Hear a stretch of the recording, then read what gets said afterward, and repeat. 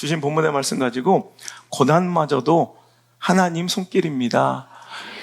고난마저도 하나님의 손길입니다 라는 제목으로 하나님 말씀을 증거하도록 하겠습니다. 성공한 사람은 약점이 없는 사람이 아니라 그것을 극복해낸 사람이다. 약점을 이기고 당당하게 앞으로. 하이모 가발 광고예요. 굉장히 비장했는데 보니까 그 모발하는 그 하이모 가발 광고라 제가 요즘에 굉장히 감명 깊게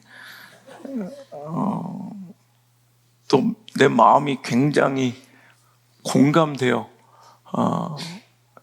눈물 흘리며 보았던 TV 광고입니다.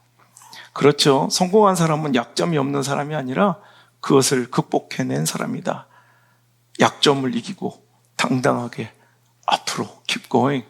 이게 어찌 세상에 단순한 커머셜 광고로 들리지 않고 우리에게 주시는 하나님의 위로의 말씀인 듯 싶습니다. 오늘 우리가 읽은 본문의 말씀이 그렇습니다. 의인은요, 고난이 없는 자가 아니라 그 고난을 이긴 자라는 거예요. 여러분, 단순한 이분법으로 우리 기독교 신앙을 권성징악 같은 인과응보 같은 이런 구조로 이해하려고 해서는 큰 낭패를 보게 됩니다. 그래서 어떤 사람의 형통과 풍요를 믿음의 건강함으로 오해해서도 안 되고요. 어떤 사람의 좀 실패처럼 보이는, 절망처럼 보이는 그 아픔과 고난과 실패를 믿음의 연약함으로만 해석해서도 안 됩니다. 물론 그 모든 것들에는 그런 부분도 있을 수, 하나님께서 정말 기뻐하시는 삶을 살아 축복 주실 수도 있고요. 또 그 반대로 하나님께서 징벌 중에 있는 사람들도 있을 터이지만 그 모든 것들이 이렇게 정말 천편일률적으로 고난, 축복 이따위로 신앙의 성패를 또 건강함과 또 오염과 변질을 해석해서는 안 된다는 거예요. 오히려 하나님의 말씀은 의인은 고난이 없는 것이 아니라, 즉 의인은 하나님 사랑하시는 사람들은 고난을 주시지 않는 사람이 아니라 오히려 고난이 많대요. 의인은 고난이 많은데 그의 모든 고난에서 하나님께서 건져주시는 자래요.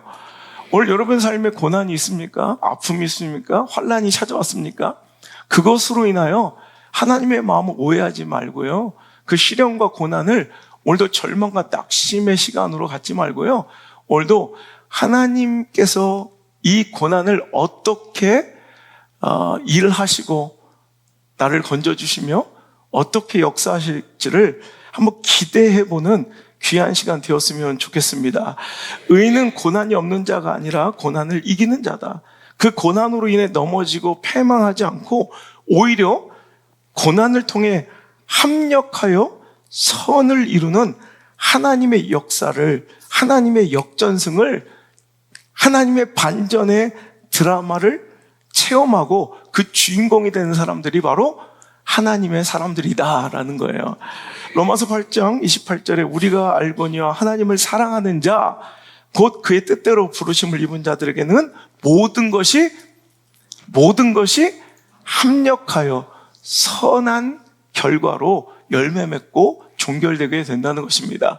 모든 것이 포함되는 것은 당신이 맞닥뜨린 그 실패처럼 보이는 내가 기대했던 것과는 어긋나는 실망스러운 오늘도 포함되는 것인 줄 여러분 기억하시길 바라요. 그래서 오늘 내가 기대했던 것들과 좀 어긋나는 현실, 또 고난처럼 실패처럼 보이는 실망스러운 오늘의 그 순간까지도 하나님을 사랑하는 자는, 그 뜻대로 부르심을 입은 자들은 그 모든 것들이 다 합력하여 아주 아름답고 향기롭고 선한 결과로 도출되며 그렇게 역전되며 반전의 드라마의 주인공으로 사용되게 된다는 말이죠. 나에게 찾아온 고난은 합력하여 지금 선을 이루고 있습니까? 오늘 이걸 한번 점검해 보자는 거예요. 우리에게 찾아온 고난, 역경, 단점을 오늘 나는 잘 사용하고 있는가? 적극적으로 오히려 이용하고 있는가? 고난, 저주처럼 보이는 상황과 형편, 문제, 그 모든 것들이 결국은 나에게 미래에, 내일에 선한 결과로 이어질 줄 믿고 있는가? 하나님의 역사를 신뢰하고 있는가? 아니면 그 단점, 고난, 역경, 불리한 환경에 주눅들고 불평하고 절망하며 원망하며 낙심하며 스스로 지금 당신은 자멸해 가고 있는가? 오늘 여러분, 오늘 이 말씀 가운데 내 인생, 내 신앙, 또 하나님 역사와 섭리를 신뢰하는 내 모습을 좀 점검해 보시기를 간절히 바라고 소원합니다. 어떤 분이 저에게 물어봐요. 목사님이 자녀들에게 가장 주고 싶은 선물이 무엇입니까? 얼마 전에 있었던 거예요. 지난주인가 지난. 목사님 자녀들은 뭐 부족한 게 없을 것 같은데 목사님 자녀들에게 부족한 것이 무엇입니까? 목사님이 자녀들에게 지금 선물하고 싶은 것이 무엇입니까? 이렇게 물어봐서 제가 목사님들한테 그런 얘기 했어요. 내 자녀들에게 지금 부족한 것은 고생입니다. 그리고 내가 내 자녀들한테 주고 싶은 것은, 선물하고 싶은 것은 고생이며 결핍입니다. 근데 의아해 하더라고요. 제가 이것은 이번 미국 일정 가운데 우리 자녀들 만나서 내가 휴스턴 우리 팀들에게 동일하게 얘기했던 거예요. 내가 너희들을 사랑해서 가장 주고 싶은 선물이 있다면 결핍이고 적당한 수준의 부족이며 오늘도 적당한 수준의 절망이고 좌절이다. 오늘 여러분, 우리 자녀가 뭐가 만족스럽고 내가 지원하고 후원하는, 내가 지지하고 내가 공급하는 것들로 여러분 얼마나 완벽함을 이룰 수 있을 것 같아요. 실은 그것은 허망한 꿈이고요. 나의 기대일 뿐 절대로 나는 내 자녀에게 완벽함을 공급해 줄 수 없을 뿐더러 그렇게 하려는 노력 자체가 오히려 내 기대와는 다르게 내 자녀의 인생을 망치게 되는 결과가 얼마나 많은 줄 모른다는 거예요. 여러분, 샘 해밍턴이라는 호주 출신의 우리 연예인이 있죠. 난 그 샘 해밍턴이 그 아들들도 참 잘생기고 참 귀엽잖아요. 옛날 슈퍼맨이 돌아왔다 해서 나왔던. 근데 그 자녀 교육관이 참 바르고 그 가치와 철학들을 전 굉장히 공감했어요. 그 친구가 한국인의 밥상머리라는 프로그램에 나와서 농구선수 전태풍과 나누는 대화 가운데 이런 대화가 있더라고요. 나는 내 아들들이, 내 자녀들이 정말 개고생했으면 좋겠어. 여러분, 충격적이지 않습니까? 아니, 아버지가 아들을 사랑하는데 그 아들이 개고생했으면 좋겠다니요. 근데 그가 이렇게 얘기합니다. 내 자녀들이 개고생할 때 그 인생 스스로 일어날 힘을 얻고 삶 가운데 혼자서 그 문제를 해결할 수 있는 강인함이 생긴다는 거예요. 그 지혜와 길과 방법은 평안함 가운데 절대 배울 수 없으며 오히려 고생 가운데 얻어지는 지혜라는 거예요. 그래서 지금은 좀 마음 아파도 내 자녀들이 개고생하면서 스스로 독립하고 스스로 일어나고 스스로 자립하며 스스로 자신의 삶을 개척하고 이겨낼 수 있는 힘과 지혜와 능력과 길을 찾았으면 좋겠다는 거예요. 여러분, 공감 가지 않습니까? 근데 공감 가는데 참 실행하기 어렵고요. 여러분, 이거 삶 속에서 실현하지 못하고 실천하지 못하는 사람들이 대부분이에요. 오히려 자식을 사랑한다면서 자식의 인생을 망쳐놓는 부모들이 얼마나 많은지 몰라요.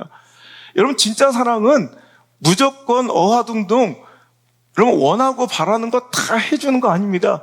여러분, 그거 해주면 뭐가 나와요? 결국 금쪽이가 나오는 거예요.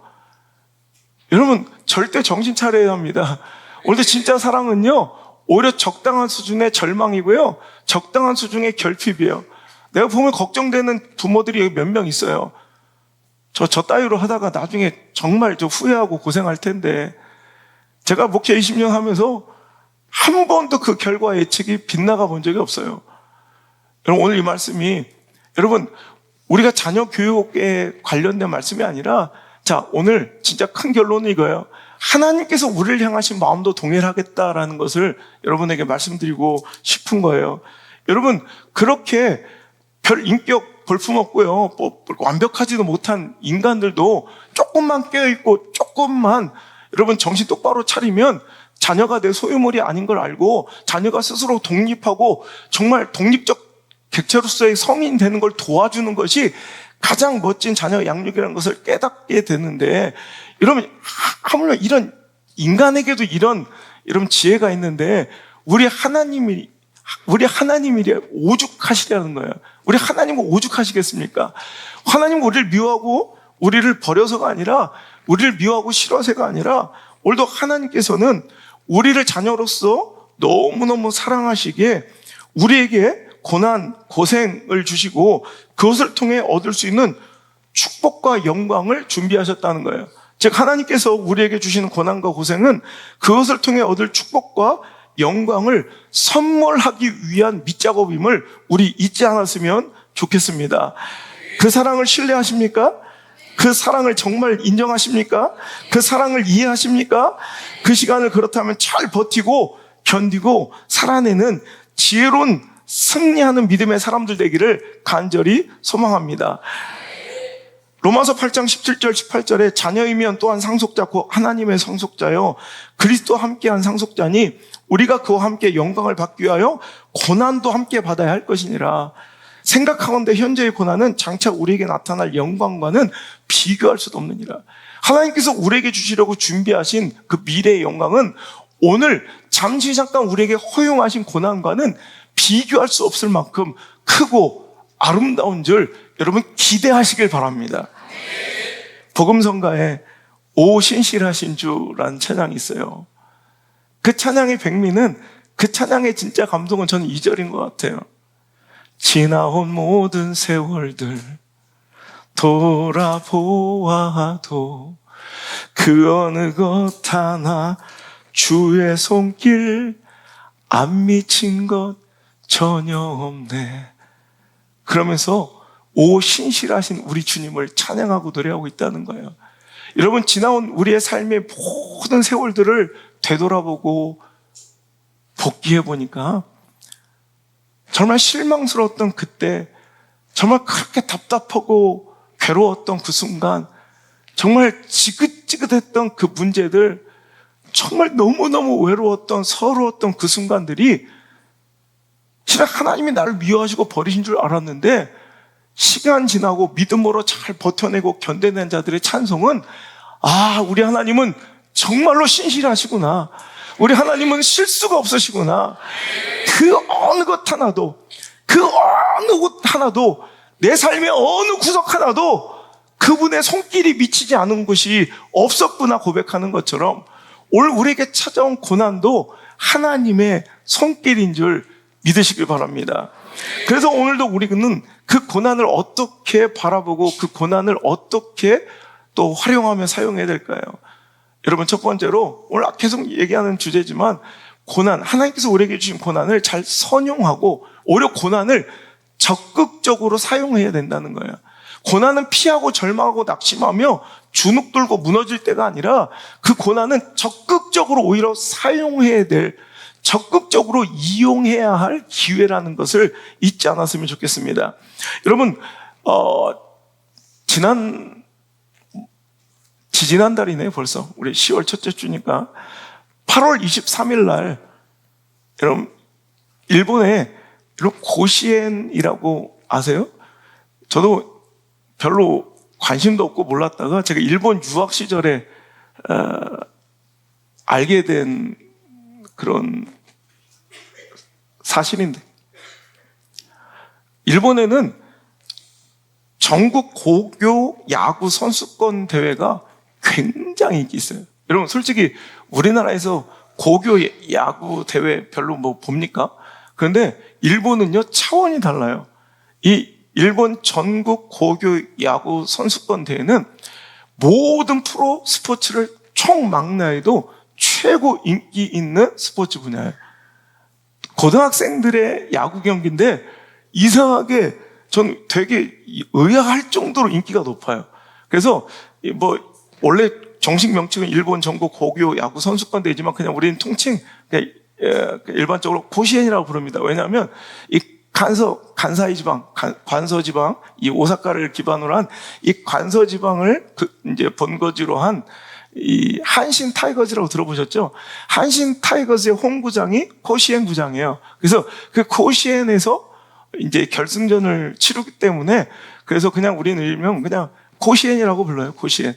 근데 이 코시엔에서 여러분 놀라운 일이 벌어졌어요. 8월 23일 날 결승전에서 우리 교토 국제 고등학교라는 우리 민족 학교라고 부릅니다. 이 한국에서는 이 민족, 일본의 이제 자이니치 제1교포들 자녀들 혹은 한인의 피가 흐르는 자녀들을 위한 민족 학교를 많이 세웠는데 그 민족 학교 중에 대표적인 학교 중에 하나가 바로 이 교토에 있는 이 교토 국제 고등학교인데 이 교토 국제 고등학교가 여러분 역사도 별로 안 되는 그 야구부 창설이 1999년이에요. 근데 1999년에 창설한 이 짧은 이런 역사에도 불구하고 전교생이 160여 명밖에 안 되고요. 중고등학교 합쳐자. 근데 이 고등학교 대회니까 고등학교 전체 해봤자 138명인가 그래요. 그 중에 61명이 야구부거든요. 그러니까 138명 중에 61명 인프라 굉장히 초라하잖아요. 그런데 이들이 기적처럼 교토부 대표로 나가 우승을 하는 기염을 토했어요. 여러분, 이건 여러분들이 잘 몰라서 그렇지 이건 기적 같은 일이에요. 이건 얼마나 이 대회에 대한 명성과 영광이 있냐면요. 뭐 4천여 개 학교, 뭐 정확하게 말하면 총 일본 전역에 3,715개 고등학교가 참가를 해요. 4,000개 다 된 3,715개 학교가 출전을 해서 본선에 출전하는 것만으로도 영광인 것이 그 중에 49개, 49개 학교만 본선에 진출할 수 있는데요. 이 본선에 진출하는 것만으로도 영광으로 생각해서 평일 낮 경기, 그러니까 주중 평일 낮 경기에도 시청률이 무려 20%가 넘게 나와요. 고교 야구 대회인데도 이거 엄청나요. 그래서 결승전에 오르면 이 코시엔 구장이 여러분 보면 옛날에 우리 한국 선수들도 뛰었던 구장인데 보면 그 내야가 우리는 이렇게 투수석하고 이 포수 사이에 이렇게 잔디가 깔려 있는데 이 일본에서 유일하게 내야가 잔디 하나 없이 흙으로만 깔려 있는 검은 흙으로만 깔려 있는 구장으로 유명합니다. 그래서 이 결승전에 오르면 이제 우승에 상관없이 그 코시엔에 왔다는 것 자체가 너무 영광이라 그 코시엔 구장에 내야에 이제 흙을 퍼가는 게 그 고등학교의 전통일 정도로 이제 굉장히 영광스럽게 여기는 이 대회에서 우리 민족학교인 이 교토 국제학교가 고등학교가 이제 우승을 차지하며 그 전통이 매 경기 뭐 본선에 오른 모든 팀들은요 결승전뿐만 아니라 매 경기마다 딱 승리하잖아. 그럼 승리한 팀이 딱 나와서 자기 교가를 불러요. 이게 전통이야. 그러니까 여러분 결승전이면 뭐 더할 나위 없죠.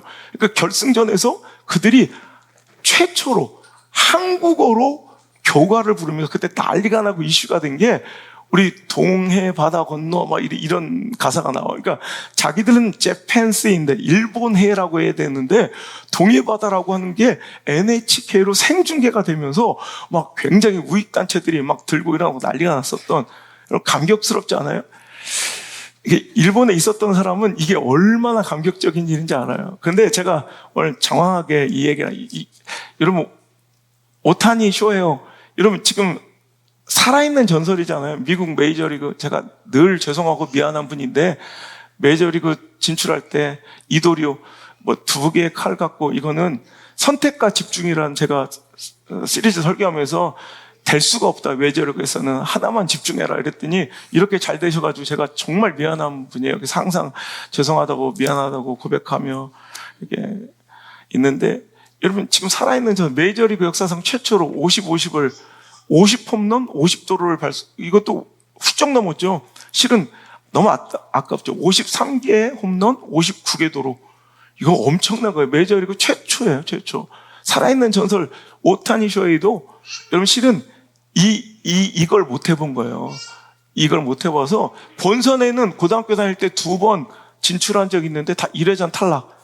그래서 여러분 오타니도 못했던 일을 교토 국제고등학교가 해냈다는 거죠. 그래서 한국말로 막 자랑스럽게 노래가 막 터져나가는데 제가 그날 눈물이 너무 나더라고요.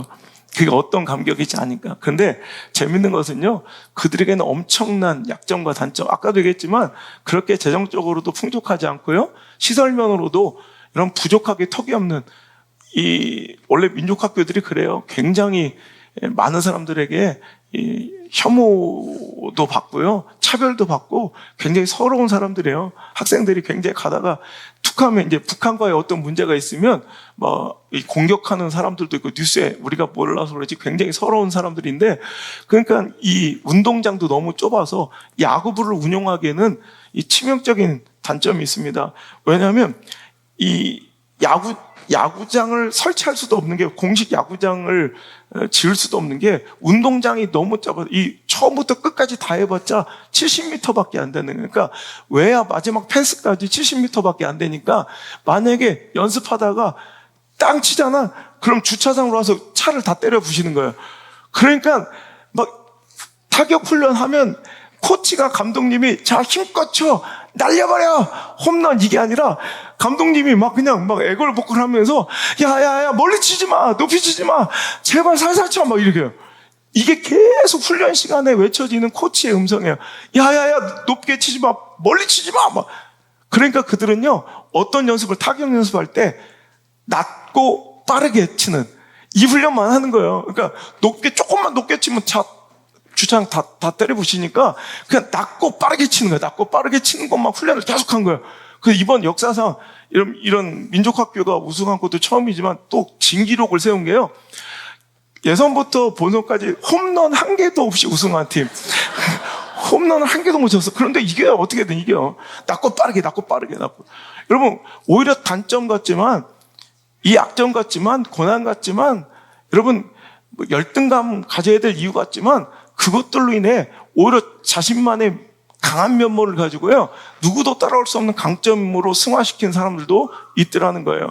여러분, 이번에 파리올림픽에서 금메달 딴 펜싱 선수 오상욱, 요즘에 예능 프로그램에서 섭 1순위라고 그래요. 생기고도 잘생기고 아주 끼도 있더라고요. 비빔면도 한 번에 5개씩 먹고 그런데, 이 오상욱은요, 형제가 같이 다 형도 펜싱을 했는데, 이 오상욱은요, 지금 키도 190 넘을 거야. 그런데 그 친구가 원래는 너무 키가 작아서 고생을 엄청 했대요. 그래서 키가 너무 작아가지고 펜싱 선수로서는 치명적인 약점이죠. 린치가 끼요. 복싱도 그래야 되지만 펜싱은 일단 나에겐 칼이 닿지 않고 내 칼은 적을 찔러야 하기 때문에 이 린치가 길어야 되고 팔다리가 기는 것이 우선이에요. 이건 굉장히 우월하고 우위를 점하는 거예요. 그런데 너무 키가 작으니까, 린치가 짧으니까 펜싱 선수로는 실은 어떻게 보면 너무너무 치명적 단점과 약함이고 열등감이라는 거죠.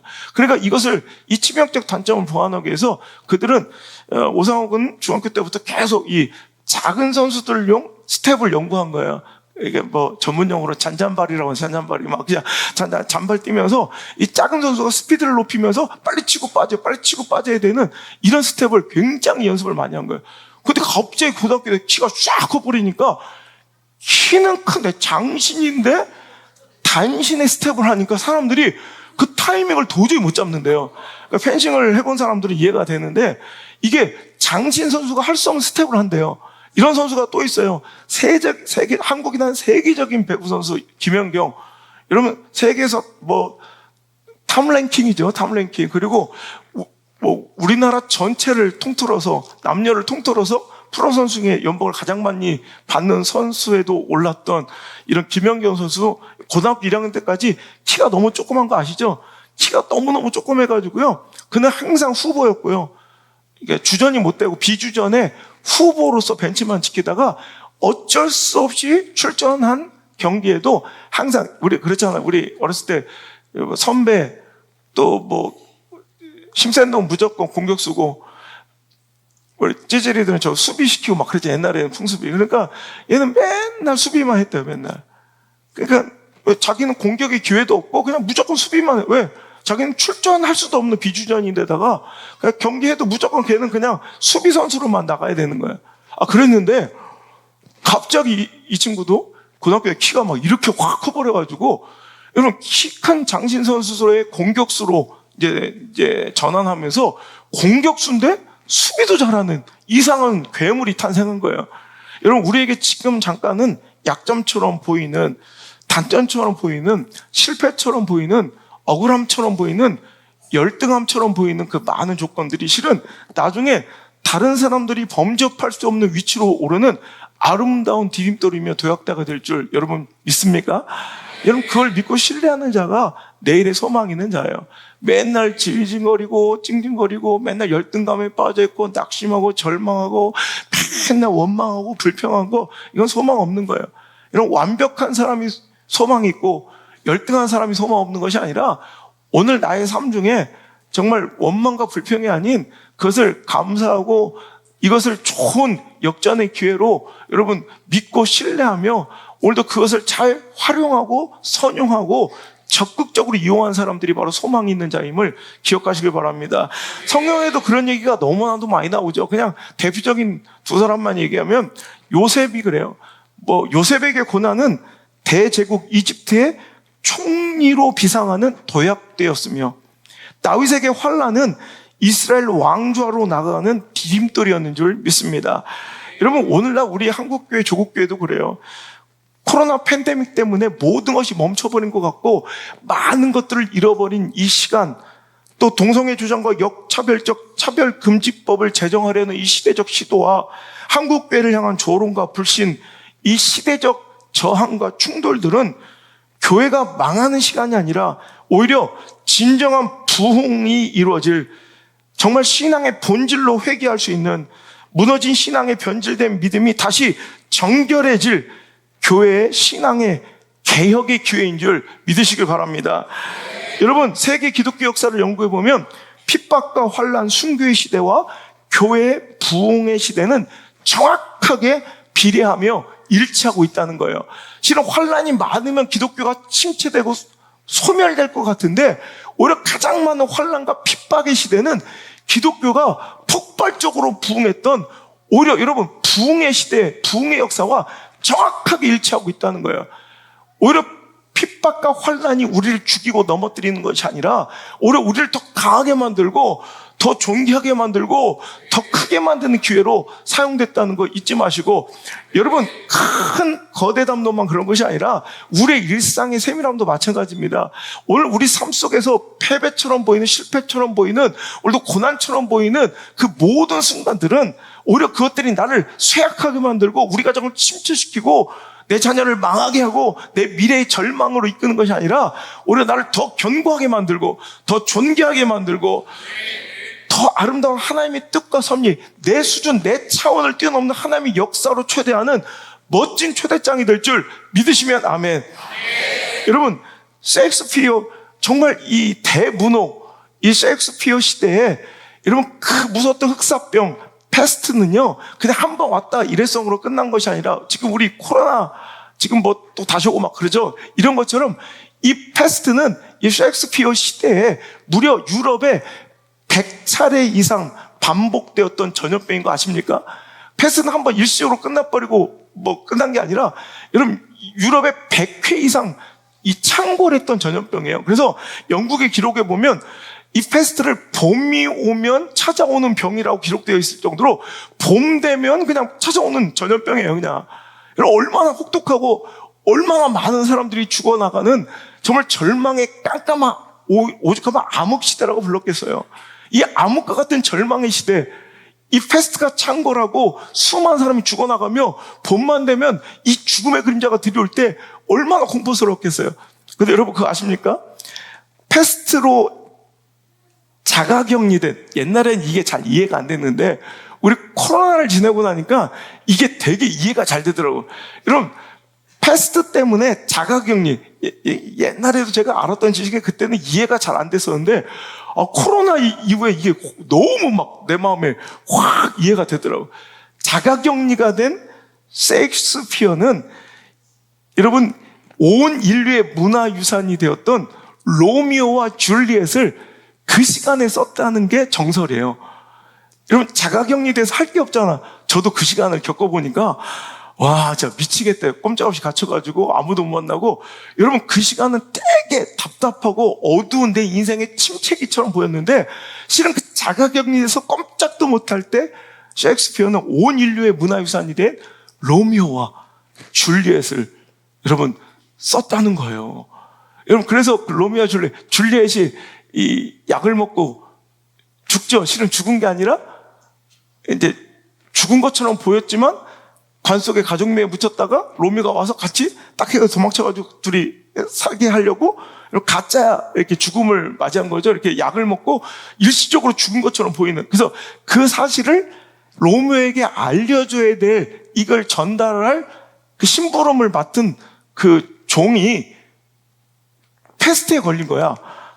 그래서 자가격리가 되는 바람에 못 갔다는 거죠. 그게 내용이에요, 실은.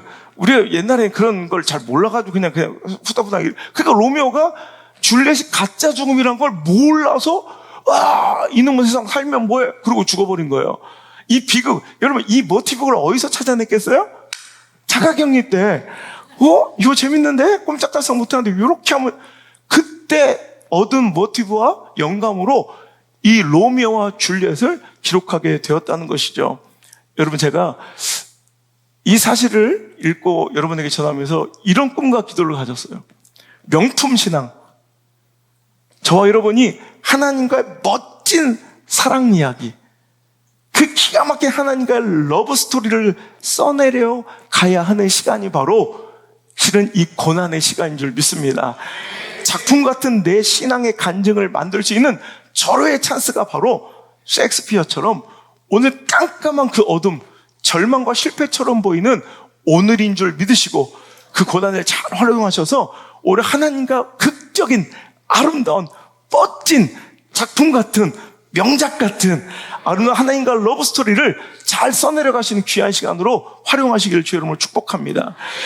오늘 우리에게 주어진 이 고난, 하나님의 손길이라면 오늘 우리는 이 고난을 인내하고 버티고 견디고 살아내야 할 줄 믿습니다. 다음 책 제목입니다. 내년 책 제목이 버티고 견디고 살아내라. 여러분, 하나님의 때를 기다리고 인내하는 것, 즉 버티고 견디고 살아내는 것이, 이것이 바로 신앙이고 인생인 것 같아요. 예수님도 그러셨죠. 히브리서 12장 2절에 믿음의 주요 또 온전케 하신 이인 예수를 바라보자. 그는 그 앞에 있는 기쁨을 위하여 십자가를 참으사. 그래요. 여러분, 앞에 있는 기쁨을 위하여, 그 기쁨은 무엇일까요? 예수님이 마지막 그 호흡 다 하시면서 다 이루었다 얘기하신, 즉 나의 삶을 통해 하나님의 뜻이 이루어지는 그 마지막 절정의 희열과 기쁨의 순간을 향하여, 여러분, 저는 가슴 깊이 이 단어가 굉장히 막 저미게 나한테 다가오더라고요. 십자가를 참으사. 십자가를 참아내셨어요. 여러분, 우리 신앙은 예수님 바라보며 예수님 따라가는 길이 바로 신앙이라면, 우리도 앞에 있는 기쁨을 위하여 나에게 주어진 십자가를 참는 자, 십자가를 견디는 자, 십자가를 버티는 자, 십자가를 지고 살아내는 자, 여러분 되셔야 한다는 말입니다. 그 작은 예수가 바로 당신에게 하나님께서는 원하신다는 것입니다. 여러분, 5만 번의 기도 응답으로 유명한 조지 뮬러는요, 평생의 기도 제목이 있었대요. 소원이 있었대요. 그게 바로 자기가 정말 사랑하는 한 친구의 회심, 그가 구원받기를 그렇게 간절히 기도했는데, 그렇게 기도가 잘 응답되고 5만 번이나 기도가 응답됐던 조지 뮬러지만 이 친구의 회심은 결국 일어나지 못한 채 조지 뮬러가 죽었다고 그래요. 근데 놀라운 사실은 죽고 난 이후에 우연히 그 친구가 한 사람에게로부터 조지 뮬러의 간절한 기도가 너였다는 거, 네가 구원받고 교회 나오고 예수님 믿기를 조지 뮬러가 그렇게 기도했다는 사실을 알게 되고 그 마음이 동하여 교회를 처음 나가본 거예요. 근데 거기서 정말로 예수님을 만나게 되고 그가 마음이 뜨거워져 그냥 교회만 댕기는 자가 아니라, 여러분 이게 무서운 거예요. 나중 된 자가 먼저 된다고. 여러분, 오히려 먼저 된 자들이 나중되고, 여러분, 익숙하고 무뎌지고 달아빠진 신앙 되지 않길 바랍니다. 내가 그렇게 기도하고 걱정했던 사람들이 오히려 나중에 와서 먼저 앞선 자가 된다니까. 그래서 그분은요, 뜨거워진 열정으로 전국을 누비며 전도하는 전도자가 되었고요, 부흥사가 되었는데, 그 주제는 이거였대요. 그 부흥의 주제는 기도는 반드시 응답됩니다. 기도는 능력이 있습니다. 그래서 여러분, 우리가 잘 알고 있는 조지 물러의 5만 번의 기도의 응답, 이건 본인이 한 말이 아니라 바로 그 친구가 돌아다니면서 한 말이래요. 그래가지고 유명해진 거예요. 그러면서 기도의 능력과 권세에 대해서 항상 설교하고 다니고, 그러면서 그 마지막 결론이 조지 물러는 5만 번의 기도가 응답되었는데, 아십니까? 그 마지막 기도 응답이 바로 저입니다. 이러면서 간증하면서 히트를 쳤다고 그래요. 여러분 보세요. 조지 물러는 응답되지 않은 것으로 생각하고 죽었을지 모르겠지만, 여러분, 하나님의 때, 하나님의 방법으로 반드시 하나님의 역사는 이루어진다는 거. 우리가 왜 조급합니까? 내 스케줄이 있기 때문에 그래요. 내 때에 내가 원하는 모습으로 지금 즉시 이루어져야 되는 거예요. 내가 원하는 게 풍족하게, 내가 바라는 대로, 내가 원하는 타임에서 고난은 잠시 그냥 지나버리고, 아픔과 시련, 인내의 시간 다 스킵해버리고, 딱 내가 원하는 때 지금 당장 내가 원하는 것들이 풍족하게 채워져야 그것이 응답인 줄 알고 하나님 나를 사랑하는 줄 알지만, 실은 여러분, 이게 신앙의 변질이고 신앙의 오염을, 타락을 갖고 오게 되는, 여러분, 위험한 요소가 될 수 있다는 거예요. 신앙은요, 하나님의 때를 기다릴 줄 아는, 하나님 해답지 주실 때까지, 하나님 보여주실 때까지, 하나님의 뜻이 다 이루어질 때까지 십자가를 참으며 인내하고 버티고 견디고 살아내는 것이 바로 그것이 신앙이며 승리의 비결인 줄 믿습니다. 로마서 5장 3절 4절에는요, 우리가 환난 중에도 즐거워해야 되는 이유가, 환난을 통해 우리는 인내를 배우고, 인내는 결국에는 소망으로 이어질 것이라 고백하고 있다는 것입니다. 오늘도 우리가 환난 가운데 우리가 취해야 될 가장 소중한 가치가 있다면 인내라는 가치예요. 그 인내가 우리를 연단시키고, 그 연단이 바로 우리에게 그토록 간절했던 소망을 가져다 줄 통로가 됨을 믿으시고, 환난 중에 있습니까? 그 시간에 조급하고, 그 시간에 낙심하고 절망하며 내 임의대로, 내 인간적인 방법과 내 인간적인 생각대로 모든 것을 끝내버리면 그건 진짜 실패자가 되는 거예요. 여러분, 환난은 무엇을 붙잡는 시간? 인내를 붙잡는 시간. 인내는 연단을 가져다 줄 것이고, 연단을 통하여 소망을 줄 하나님을 기대하시며 오늘 잘 버티고 견딜 수 있는 저 여러분 되시길 주의 이름으로 축원합니다. 우리 안성주 형제가 오늘 여러분에게 도넛을 쏜다는데, 우리 성주가 지금 휴스턴에서 지금 한 3주째 다이어트 중이에요. 식단 관리하고 운동을 매일 1시간, 2시간씩 하는데 6kg 정도까지는 잘 빠져서 6kg, 7kg까지는 빠졌는데 이번 주에 너무 실망하는 거예요. 그래서 왜 그래? 아봐봐.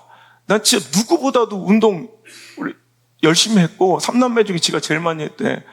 그리고 식단 조절도 정말 너무 고통스러운 데서 잘 참았는데, 아니 6kg까지는 그냥 쑥 일주일 만에 빠졌는데 2주일 만에 이번 주에는 1kg도 안 빠진 채로 계속 소강 상태가 되었다고.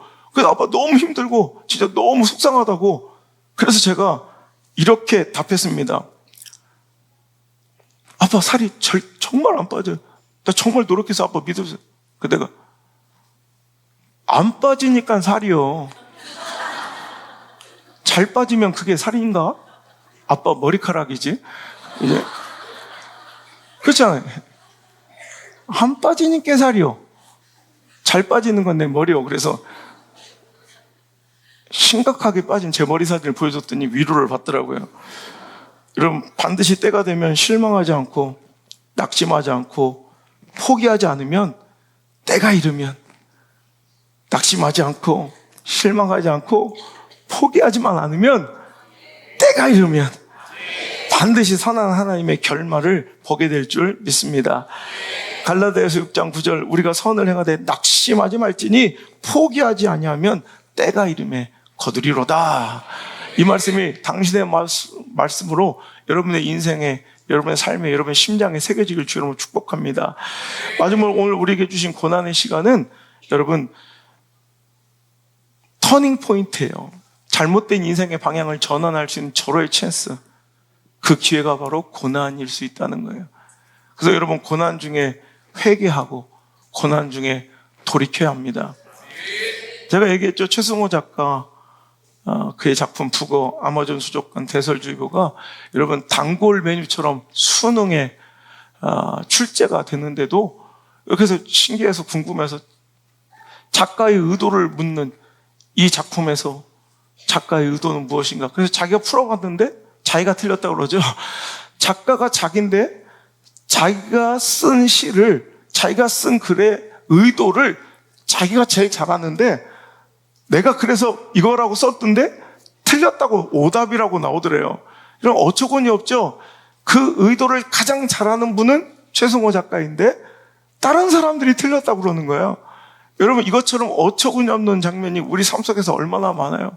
하나님이 우리를 향한 계획은 하나님이 제일 잘 아시는데 네가 뭔데 아니라고 그러고 당신이 뭔데 끝났다고 그러고 당신이 뭔데 절망이라고 얘기하냐는 거예요.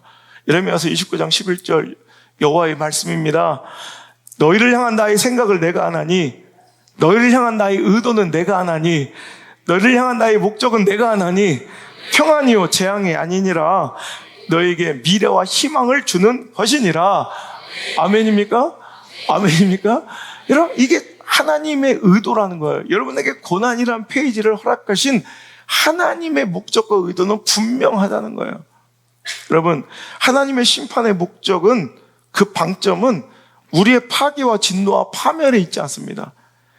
언제나 하나님의 심판의 목적과 관심은 우리의 회복에 있다는 것입니다. 우리의 회복에 그 관심과 목적이 있는데 이것은 창조의 순간부터 지금까지 아니 영원토록 절대로 변치 않으실 하나님의 계획이며 하나님의 목적이며 하나님의 성품이신 줄 믿으시면 아멘. 여러분 지금 당장은 우리를 회초리를 들어 때리는 것 같고 우리를 심판하시는 듯 하지만 그 심판의 목적은 우리를 파괴와 파멸, 우리를 끝장내는 게 아니라 언제나 하나님의 관심과 방점은 하나님의 목적은 회복이에요. 하나님의 유일한 관심사는 회복이지 다른 것에 있지 아니함을 우리가 꼭 기억해야 합니다. 여러분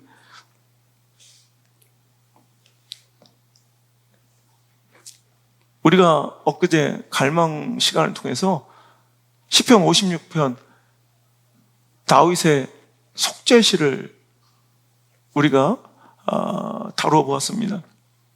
그가 사울이라는 환경과 처지와 형편을 두려워하여 하나님의 뜻을 저버리고 하나님께서 원하신 신앙과 하나님께서 원하신 사명의 자를 내팽개치며 오늘도 인간적으로는 편안해 보이고 유익해 보이고 안정적인 것처럼 보이는 블레셋의 가드왕 아기스에게 도피하는 오늘도 세상의 방법에 기대고 사람에게 생명을 구걸하며 의존하는 잘못된 선택을 한 결과 그는 침을 질질 흘리며 미친 척하며 오늘도 그 궁궐에서 쫓겨나는 처참하고 초라한 신세가 되었다는 거예요. 그러자 그가 그 잘못과 실패와 실수를 속죄하면서 쓴 시가 바로 시편 56편이라는 거죠. 그러면서 그는 회개하고 하나님께로 온전히 돌이켜 이제 나는 여호와만 의지하고 하나님만 의지하니 하나님의 말씀을 찬송하리로다. 하나님께서 나와 함께 계시고 내 편이시고 내가 하나님을 의지하는데 사람이 나에게 어떻게 할 것이냐, 세상이 나한테 무엇을 할 수 있겠느냐라면서 담대함과 당당함으로 살아가는 모습을 보게 됩니다. 여러분 인생에 실수가 없을 수 없습니다. 우리 인생에 실패가 없을 수 없습니다. 우리 선택과 결정이 완전하고 완벽하다면 우리가 그 많은 고통과 고난을 당했겠습니까? 우리는 어쩔 수 없이 그 선택과 결정이 올바르지 못하고 불완전하며 우리는 완전할 수 없어서 또 넘어지고 실패하는 인생들이라는 거예요. 연약함이 바로 우리의 본질이죠. 그럴 때 우리가 해야 될 일은 그때 바짝 하나님 앞에 엎드리고 회개하며 이제 어떻게? 다시 하나님을 의지하는 자리로, 하나님만 바라보는 자리로, 말씀의 순종의 자리로, 하나님 말씀을 경외하는 자리로 돌아와야 된다는 거예요. 여러분, 오늘 우리가 읽은 34편의 말씀도요, 우리 표제어 한번 볼까요? 표제요?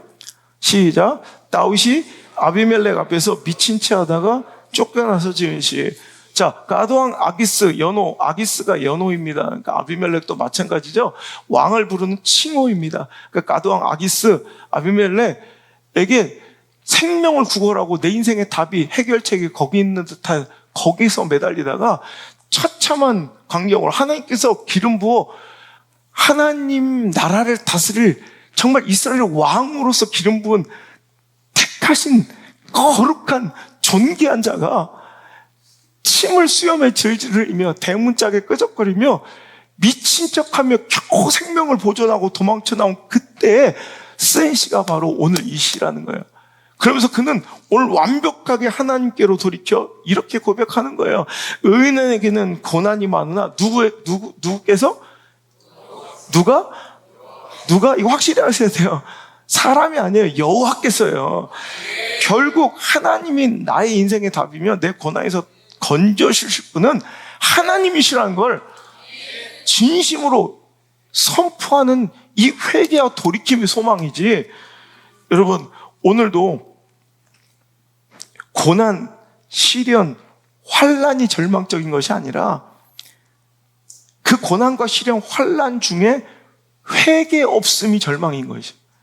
돌이킴 없는 것이 절망적인 거예요. 여러분, 우리는 시련이 찾아왔다, 큰 환난이 찾아와서 절망적이라고 생각하지만 진짜 절망은요, 그 시련, 그 환난, 그 고난 중에도 돌이킴이 없는 게 그게 절망이지. 여러분, 문제의 크기, 시련의 크기, 사건과 사태의 시급함과 다급함이 실은 절망이 아니라는 거 믿으시고요. 고난 중에도 정신 못 차리면 그건 진짜 소망 없는 거예요. 절망, 원망, 불평도 죄지만요. 여러분, 고난 중에 절망하고 원망하고 불평하는 것도 죄지만요. 더 나쁜 것이 그때도 하나님 대신 사람을 의지하고 환경을 의지하고 다른 것들에게 기대는 것, 이것이 진짜 소망 없는 자의 모습이라는 거예요. 여러분, 역대하 28장 22절 볼까요? 역대하 28장 22절 시작. 이 아하스 왕이 곤고할 때 더욱 여호와께 범죄. 아니, 곤고하면 하나님께 엎드리고 회개해야지. 곤고할 때 뭐 했대요? 여호와께 더 범죄. 자, 한번 역대 한번 찾아볼래요? 역대하 28장. 자, 읽겠습니다. 시작. 이 아하스 왕이 곤고할 때 더욱 여호와께 범죄하여 자기를 친 다메섹 신들에게 제사하여 이르되 아람 왕들의 신들이 그들을 도왔으니 나도 그 신에게 제사하여 나를 돕게 하리라 하였으나 그 신이 아하스와 온 이스라엘을 망하게 하였더라. 자, 보세요. 여기서 알 수 있는 것이 그가 곤고함을 뭔가 당했대요. 그리고 곤고함 중에 하나님께 돌이킬 줄 알았는데 아하스는 곤고함 중에도 더욱 하나님께 범죄했는데 그 범죄의 내용이 자기를 친 다메섹 신들에게 더욱 제사하며 그 신들을 더욱 의존하고 의지했다는 거예요. 자, 이 말씀이 무슨 얘기인지 16절부터 볼게요. 16절. 자, 16절부터 한번 읽겠습니다. 시작. 그때 아하스 왕이 아수르 왕에게 사람을 보내어 도와주기를 구하였어요. 자, 이게 보세요. 이게 바로 우리가 아까 읽은 다메섹 신들이라는 거죠. 자, 아수르의 수도 다메섹이죠. 그러니까 오늘도 그때 아하스 왕이 누구를 의지한 거예요? 아수르 왕에게 사람을 보내어 도와주기를. 자, 오늘 여호와 하나님께서 오늘도 나의 소망이며 나의 산성이며 나의 방패시며 피할 바이시며 오늘도 반석임을 믿습니까? 그런데 우리의 실수는 이런 거라는 거예요. 그때 여호와께서, 오늘 다윗의 실수도 마찬가지예요. 여호와 하나님이 나의 소망이고 나의 구원의 통로인데도 불구하고 나의 산성임에도 불구하고 사람을 의지하다가 개망신을 당하고 박살이 났다는 거죠. 거기서 어떻게 됐어요? 다윗은 돌이켰다는 거예요. 돌이켜서 속죄하며 부른 찬양이 56편이고 돌이키며 오늘도 하나님의 능력과 권세를 자랑하고 노래한 간증의 노래가 34편이에요. 우리도 이런 노래 불러야 될 거 아니에요. 결론은 계속 실패해서도 끝판에는 마지막 결론에 이런 노래 부르고 가야 될 거 아니에요. 그죠? 아주 침 흘리고 있을 거예요? 그처럼 미친 척하며 살 거예요? 세상에 굽신거리면서 또 돈 앞에 머리 조아리며 무릎 꿇고 살 거예요? 아니잖아요. 하나님이 진짜 만군의 여호와 하나님임을, 나의 소망임은, 나의 유일한 소망임을 이런 노래하고 고백하고 가야 될 거 아니에요. 자, 그래서 아하스 왕이 아수르 왕에게 사람 보냈대. 오늘 다윗이 가드왕 아기스를 의지했던 거와 똑같은 거예요. 자, 왜 그랬냐? 17절. 누가 쳐들어와서?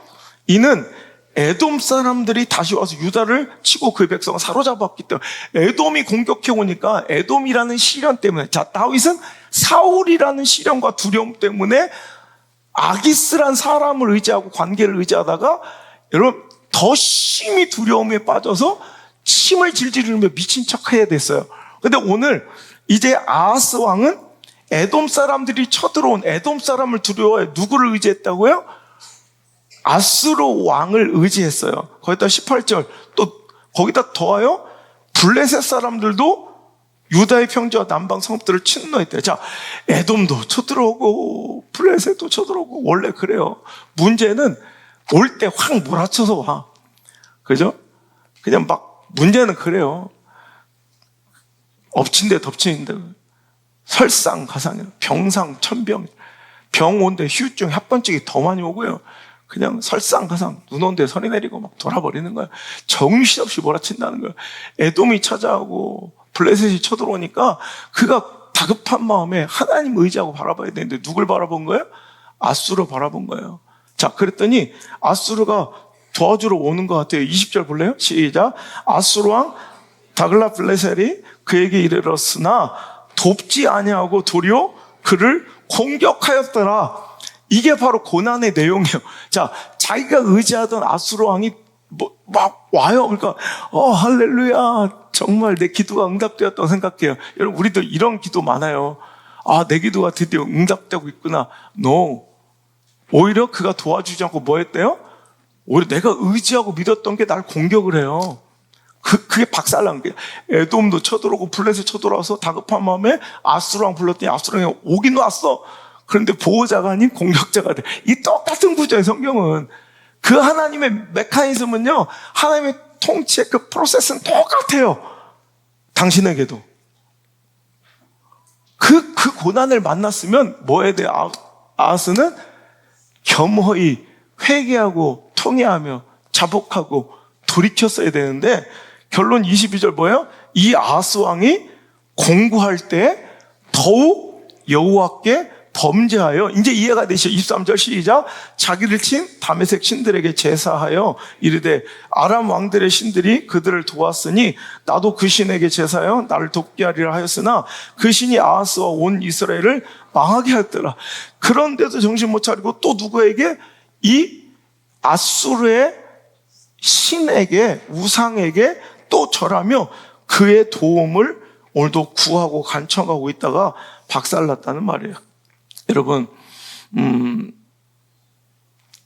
이 고난을 통해 우리는 이 시련을 통해 내가 하나님의 의중을 알고 뜻을 알고 결국 하나님이 원하신 그 계획대로 내가 회복되고 오늘도 고침받고 살아나고 풀려지고 열려지고 여러분 역전되고 그 반전의 드라마가 쓰여진 이야기를 하나님은 우리 입술을 통해 우리 삶을 통해 증거하고 자랑하길 원하신다는 거예요. 여러분, 그래서 우리의 아픔은 반드시 그 돌이킴을 통하여 사도 바울의 고백처럼 고린도후서 12장 9절 10절 나에게 이르시기를 내 은혜가 내게 족하도다. 이는 내 능력이 약한 데서 온전하여짐이라. 그러므로 도리어 크게 기뻐함으로 나의 여러 약한 것들에 대하여 자랑하리니 이는 그리스도의 능력이 내게 머물게 하려 함이라. 그러므로 내가 그리스도를 위하여 약한 것들과 능력과 궁핍과 박해와 곤고를 기뻐하노니 이는 내가 약한 그때 강함이라. 여러분, 이 고백이 왜 나오는 거예요?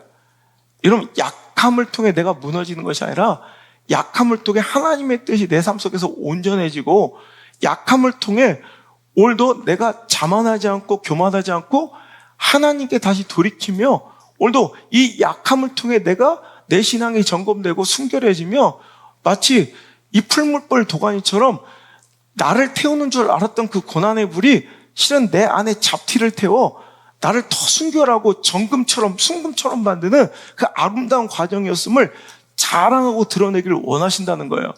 그러려면 반드시 태워져야 될, 이 연단을 통해 태워져야 될 도가니의, 이 연단이란 도가니의 역할은 그거예요. 태우는 거예요. 내 자신이 아니라 내 안에 더러운 것들을 태우는 작업이 이루어져야 돼. 여러분, 내 소망이 태워지고 내 미래에 대한, 하나님에 대한 신뢰가 태워지면 안 된다는 거예요.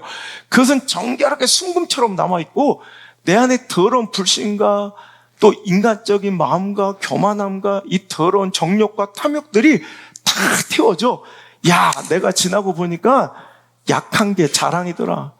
야, 약한 게 곧 강함이더라라고 나의 여러 약한 것들을 지금은 숨기고 싶고 수치스러워하고 부끄러워하지만, 그 약한 것들을 언젠가 자랑하는 그날이 반드시 여러분의 삶에 오게 될 줄 믿습니다. 제가 이 말씀을 준비하면서 그냥 우리 사랑하는 성도들을 위해서 기도하면서 금식하면서 제가 마지막 기도를 이렇게 했어요. 그날 기도하면서 눈물이 나서 그 기도를 그대로 썼어요. 언젠가 당신은 오늘의 이 고난을 자랑하며 지금의 상처를 이기고 누군가를 위로하며 오늘 그 한숨이 변하여 노랫가락이 되고 오늘 당신의 신음소리가 변하여 찬양소리가 될 것입니다. 그 지긋지긋한 오늘의 걱정거리, 고민거리가 간증거리가 될 것이며, 그 아픈 시절을 추억하며 언젠가 웃으며 이야기할 수 있는 그날이 반드시 당신에게 오게 될 줄 믿습니다. 그러니 사랑하는 성도 여러분, 우리 한 사람 한 사람이 오늘을 버티고 견디고 살아내야 합니다. 주어진 오늘을 잘 버티고 견디고 살아내십시오. 그 힘겨운 몸부림이 훗날 멋진 승리의 춤사위가 될 것입니다. 당신의 그 몸부림을, 당신의 그 오늘을 응원하겠습니다. 찬양합니다.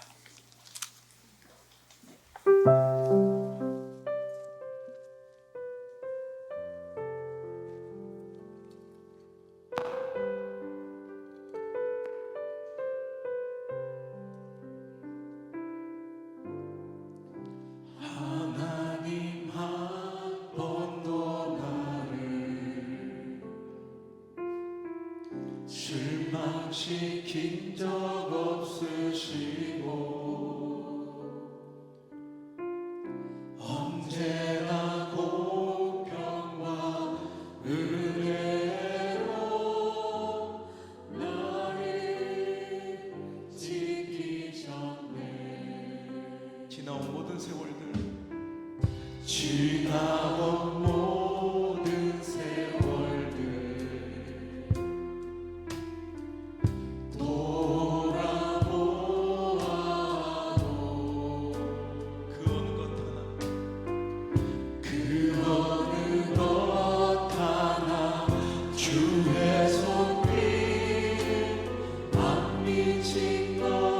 다시 한번 고백합시다. 하나님 한 번도 나를 믿음으로 고백합니다. 하나님 한 번도 나를 실망시킨 적 없으시고 언제나 공평과 은혜로 나를 지키셨네. 지나온 모든 세월들, 지나온 모든 세월들 돌아보아도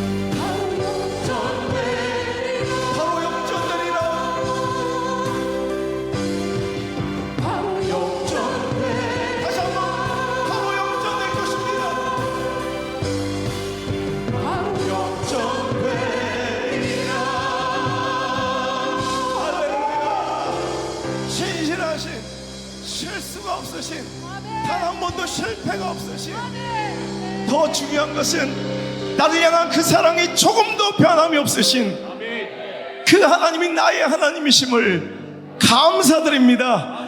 주여, 오늘 고난과 오늘 실패와 내 실수와 이 시련이 내 연약함과 열등함과 나의 단점이 절망하고 낙심할 순간이 아니라 오히려 하나님의 기적과 같은 역전을 기대하고 소망하며 하나님을 신뢰해야 될 시간인 줄 알았습니다. 오늘도 나에게 주어진 그 고난을 잘 선용하고 사용하며 적극적으로 이용하여 하나님의 뜻이 이루어질 때까지 인내하며, 오늘도 잘못된 인생의 방향과 신앙의 변질이 있었다면 돌이키고 오직 야훼 하나님만을 바라보는 거룩한 시선의 전환, 내 인생의 터닝포인트로 삼는 지혜로운 역전성을 기대할 수 있는 우리 사랑하는 성도들 많아지게 도와 주옵소서. 영상을 통해, 방송을 통해 함께 예배한 믿음 성전 가족들을 축복하여 주시고, 정말 그 타지 생활 나그네 같은 삶 속에서 그 병실에 연약한 그 투병 중에서도 약할 때 강함 되시는, 약할 때 강함 되시는 그 하나님을 반드시 만나게 하시고, 정말 그때 머지않아 내 여러 약한 것들을 통하여 하나님이 이루신 온전한 하나님의 계획과 완벽하게 내 삶 속에서 이루어지는 하나님의 뜻을 다 이루느라 고백하며 내 약한 것들을 자랑하는 아름다운 축복의 날이 오게 하여 주옵소서. 이제는 우리가 끝까지 따라가야 할 역전승의 명수, 우리 구주 예수님의 은혜와 나를 너무나도 사랑하셔서 단 한 번도 잠시도 나를 향한 그 눈을 다른 곳에 뗀 적이 없으시며, 나를 향한 그 사랑이 조금 더 변함이 없으신, 단 한 번도 실수가 실패가 없으신 우리 하나님 아버지의 크고 놀라우신 사랑과 나를 고아처럼 그냥 내버려 두지 아니하시고 결국 회복시키시고 결국 돌이키게 하시고 결국 살리시는, 고난을 역전의 도약대로, 환난은 놀라운 축복의 디딤돌로 사용하시는 보혜사 성령님의 그 따뜻한 인도하심이 오늘 이 말씀이 내 말씀으로 들려진 모든 사랑하는 성도들 삶 가운데 떠나가지 마시고, 1초도 떠나지 마시고, 1초도 떠나가지 마시고 영원토록 함께 머무시기를 간절히 또 간절히 축원하옵나이다. 아멘.